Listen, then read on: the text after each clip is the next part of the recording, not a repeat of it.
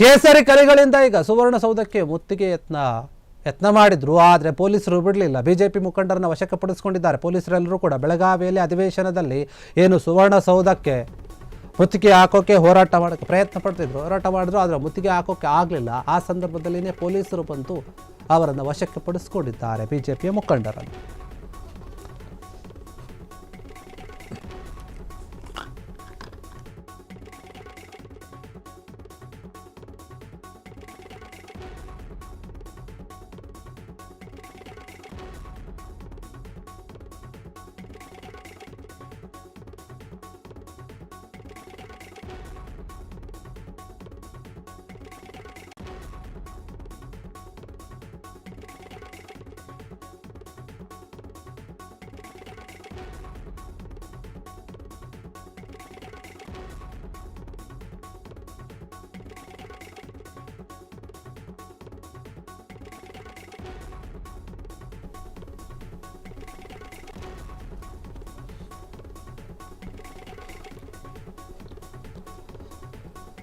ಬೆಳಗಾವಿಯ ಸುವರ್ಣಸೌಧದ ಮುಂದೆ ಬಿಜೆಪಿಯ ನಾಯಕರೆಲ್ಲರೂ ಕೂಡ ದೊಡ್ಡ ಮಟ್ಟದ ಹೋರಾಟವನ್ನು ಮಾಡಿದ್ರು. ಆ ಸಂದರ್ಭದಲ್ಲಿ ಸುವರ್ಣಸೌಧಕ್ಕೆ ಮುತ್ತಿಗೆ ಹಾಕೋಕೆ ಪ್ರಯತ್ನ ಪಟ್ಟರು. ಆದರೆ ಪೊಲೀಸರೆಲ್ಲರನ್ನೂ ಕೂಡ ವಶಕ್ಕೆ ಪಡೆದುಕೊಂಡಿದ್ದಾರೆ. ಬಿಜೆಪಿ ಮುಖಂಡ BY ವಿಜಯೇಂದ್ರ, R ಅಶೋಕ್, ಬೇರೆ ಬೇರೆ ನಾಯಕರು ಕೂಡ ಇದ್ದರು ಅಲ್ಲಿ. ಅವರನ್ನೆಲ್ಲರನ್ನೂ ಕೂಡ ಪೊಲೀಸರು ವಶಕ್ಕೆ ಪಡೆದುಕೊಂಡಿದ್ದಾರೆ ಎನ್ನುವಂತಹ ಮಾಹಿತಿ ಇರುವಂಥದ್ದು. ಹೀಗಾಗಿ ಬಿಜೆಪಿಯವರು ಕಾಂಗ್ರೆಸ್ ಸರ್ಕಾರ ಏನಿದೆ ಇದು ರೈತ ವಿರೋಧಿ ಸರ್ಕಾರ, ರೈತರಿಗೆ ಸ್ಪಂದಿಸ್ತಾ ಇಲ್ಲ, ಸಹಕರಿಸ್ತಾ ಇಲ್ಲ ಅಂತ ಹೇಳಿ ದೊಡ್ಡ ಮಟ್ಟದ ಒಂದು ಹೋರಾಟ ಮಾಡಿದ್ರು. ಘೋಷಣೆಗಳನ್ನು ಕೂಡ ಕೂಗ್ತಾ ಇದ್ರು. ಇದೇ ವಿಚಾರವಾಗಿ ಕಾಂಗ್ರೆಸ್ಸು ಏನು ಮಾಡ್ತಾ ಇದೆ, ರೈತರಿಗೆ ಬೆಳೆಗೆ ಸರಿಯಾದ ರೀತಿಯಲ್ಲಿ ಬೆಲೆ ಕೊಡುತ್ತಾ ಇಲ್ಲ ಅಂತ ಹೇಳಿ ದೊಡ್ಡ ಮಟ್ಟದ ಹೋರಾಟವನ್ನು ಕೈಗೊಂಡಿದ್ರು. ಆದರೆ ಅಲ್ಲಿ ಭಾರಿ ಬಂದೋಬಸ್ತ್ ಇದ್ದಂತಹ ಕಾರಣ ಪೊಲೀಸರು ತಕ್ಷಣ ಅವರನ್ನು ತಡೆದಿದ್ದಾರೆ, ವಶಕ್ಕೆ ಪಡೆದುಕೊಂಡಿದ್ದಾರೆ. ಕಾಂಗ್ರೆಸ್ ಪಕ್ಷ ಭ್ರಷ್ಟ ಪಕ್ಷ ಅಂತ ಹೇಳಿ ಘೋಷಣೆಗಳನ್ನು ಕೂಗ್ತಾ ಇದ್ರು. ಬಿಜೆಪಿ ನಾಯಕರೆಲ್ಲರೂ ಕೂಡ ರೈತರನ್ನೊಳಗೊಂಡಂತಹ ಒಂದು ಭಾರಿ ದೊಡ್ಡ ಪ್ರತಿಭಟನೆಗೆ ಪ್ಲಾನ್ ಮಾಡಿದ್ರು. ಅದೇ ರೀತಿ ಮಾಡಿದ್ರು ಕೂಡ. ಆದರೆ ಏನು ಮುತ್ತಿಗೆ ಹಾಕೋಕ್ಕೆ ಪ್ರಯತ್ನ ಪಟ್ಟರಲ್ಲ, ಆ ಒಂದು ವಿಚಾರವಾಗಿ ಪೊಲೀಸರು ಇವರನ್ನು ವಶಕ್ಕೆ ಪಡೆದುಕೊಂಡಿದ್ದಾರೆ. ಇದು ರೈತ ವಿರೋಧಿ ನೀತಿಗಳನ್ನು ಅನುಸರಿಸ್ತಾ ಇದೆ, ಅದನ್ನು ನಾವು ಖಂಡಿಸ್ತಾ ಇದ್ದೀವಿ ಅಂತ ಹೇಳಿ ದೊಡ್ಡ ಮಟ್ಟದಲ್ಲಿ ಪ್ರತಿಭಟನೆಯನ್ನು ಮಾಡಿದರು. ಬಿಜೆಪಿಯವರು ಮಾಡಿದ ಸಂದರ್ಭದಲ್ಲಿ ಪೊಲೀಸರು ಕೂಡ ಅಲ್ಲಿ ಬಿಗಿ ಬಂದೋಬಸ್ತನ್ನು ಮಾಡಿದರು. ಆದರೆ ಅವರನ್ನು ಅಲ್ಲೇ ನಿಯಂತ್ರಣ ಮಾಡುವಲ್ಲಿ ಯಶಸ್ವಿಯಾಗಿದ್ದಾರೆ.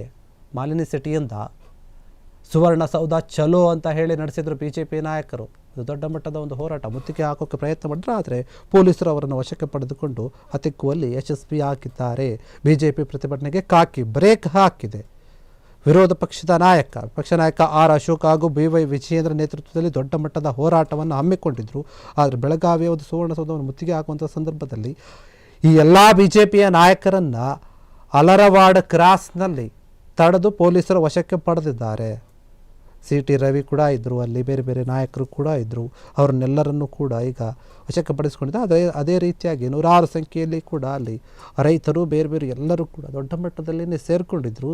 ಈ ಒಂದು ಪ್ರತಿಭಟನೆಯಲ್ಲಿ ಜೋರಾದ ಕೂಗುಗಳು ಕಾಂಗ್ರೆಸ್ ಸರ್ಕಾರದ ವಿರುದ್ಧ. ಕಾಂಗ್ರೆಸ್ಸು ಸರಿಯಾದ ರೀತಿಯಲ್ಲಿ ರೈತರಿಗೆ ಸ್ಪಂದಿಸ್ತಾ ಇಲ್ಲ, ಅಭಿವೃದ್ಧಿ ಕೆಲಸಗಳನ್ನು ಮಾಡ್ತಾ ಇಲ್ಲ, ಮುಖ್ಯವಾಗಿ ಉತ್ತರ ಕರ್ನಾಟಕ ಭಾಗದ ಜನರಿಗೆ ಅನ್ಯಾಯವನ್ನು ಮಾಡ್ತಾ ಇದ್ದಾರೆ, ರೈತರು ಬೆಳೆದಂತಹ ಒಂದು ಬೆಳೆಗಳಿಗೆ ಸರಿಯಾದ ರೀತಿ ಬೆಂಬಲ ಬೆಲೆಯನ್ನು ಘೋಷಿಸ್ತಾ ಇಲ್ಲ, ಏನಾದರೂ ಕೇಳಿದರೆ ಬರೀ ಕೇಂದ್ರದ ಕಡೆಯೇ ಇವರು ಹೇಳ್ತಾರೆ, ಆರೋಪ ಮಾಡ್ತಾರೆ ಅಂತ ಹೇಳಿ ಈ ರೀತಿಯಾದಂತಹ ಒಂದು ವಿಚಾರಗಳನ್ನು ಇಟ್ಟುಕೊಂಡು ಬೆಳಗಾವಿಯ ಸುವರ್ಣಸೌಧದ ಮುಂದೆ ದೊಡ್ಡ ಮಟ್ಟದ ಒಂದು ಹೋರಾಟವನ್ನು ಮಾಡಿದ್ದಾರೆ. ಈ ಹೋರಾಟದಲ್ಲಿ ಅನೇಕ ನಾಯಕರಿದ್ದಾರೆ. ಛಲವಾದಿ ನಾರಾಯಣಸ್ವಾಮಿ ಇರ್ಬೋದು, MLCಗಳು, ಬೇರೆ ಬೇರೆ ನಾಯಕರು, MLAಗಳು ಎಲ್ಲರೂ ಕೂಡ ಇದ್ದರು. ಹೀಗಾಗಿ ಇವರನ್ನೆಲ್ಲರನ್ನೂ ಕೂಡ ಪೊಲೀಸರು ಈಗಾಗಲೇ ವಶಕ್ಕೆ ಪಡೆದುಕೊಂಡಿದ್ದಾರೆ ಎನ್ನುವಂತಹ ಮಾಹಿತಿ ಬಂದಿರುವಂಥದ್ದು. ಬಿಜೆಪಿಯ ಒಂದು ಪ್ರಯತ್ನ ಸದ್ಯಕ್ಕೆ ವಿಫಲವಾಗಿದೆ. ಖಾಕಿ ಪಡೆ ಅವರನ್ನು ನಿಯಂತ್ರಿಸುವಲ್ಲಿ ಯಶಸ್ವಿಯಾಗಿದೆ. ಕಾಂಗ್ರೆಸ್ ಸರ್ಕಾರ ಮೊದಲೇ ಊಹಿಸಿತ್ತು ಬಿಜೆಪಿಯವರು ಪ್ರತಿಭಟನೆ ಮಾಡ್ತಾರೆ, ಯಾಕಂದರೆ ಅವರು ಕೂಡ ಮೊದಲೇ ಹೇಳಿದರು. ಹೀಗಾಗಿ ನಾವು ಕೂಡ ನಮ್ಮಲ್ಲಿ ಹುಷಾರಾಗಿರಬೇಕು ಅಂತ ಹೇಳಿ ಪೊಲೀಸರ ನಿಯೋಜನೆ ಮಾಡಿದರು. ಭಾರಿ ಸಂಖ್ಯೆಯಲ್ಲಿ 6,000ಕ್ಕೂ ಹೆಚ್ಚು ಜನ ಪೊಲೀಸ್ ಸಿಬ್ಬಂದಿಯನ್ನು ನಿಯೋಜನೆ ಮಾಡಲಾಗಿತ್ತು. ಹೀಗಾಗಿ ಪ್ರತಿಭಟನೆ ಮಾಡ್ತಾರೆ ಅಂತ ಆ ಪ್ರತಿಭಟನೆಯನ್ನು ಈಗ ಪೊಲೀಸರು ಹತ್ತಿಕ್ಕಿದ್ದಾರೆ. ಹೀಗಾಗಿ ಬೇರೆ ಬೇರೆ ಪ್ರತಿಭಟನೆಗಳು ನಡೆಯುವಂತಹ ಒಂದು ಸಂಭವವಿತ್ತು. ಈಗ ಸದ್ಯಕ್ಕೆ ಬಿಜೆಪಿಯವರು ಪ್ರೊಟೆಸ್ಟ್ ಮಾಡಿದ್ದಾರೆ. ನಾಳೆ ನಾಡಿದ್ದು ಮತ್ತು ಬೆಳಗಾವಿ ಅಧಿವೇಶನ ನಡೆಯೋ ತನಕ ಕೂಡ ಬೇರೆ ಬೇರೆ ಸಂಘಟನೆಗಳು ಬೇರೆ ಬೇರೆಯವರು ಕೂಡ ಪ್ರೊಟೆಸ್ಟ್ ಮಾಡ್ತೀವಿ ಅಂತ ಹೇಳಿದರು.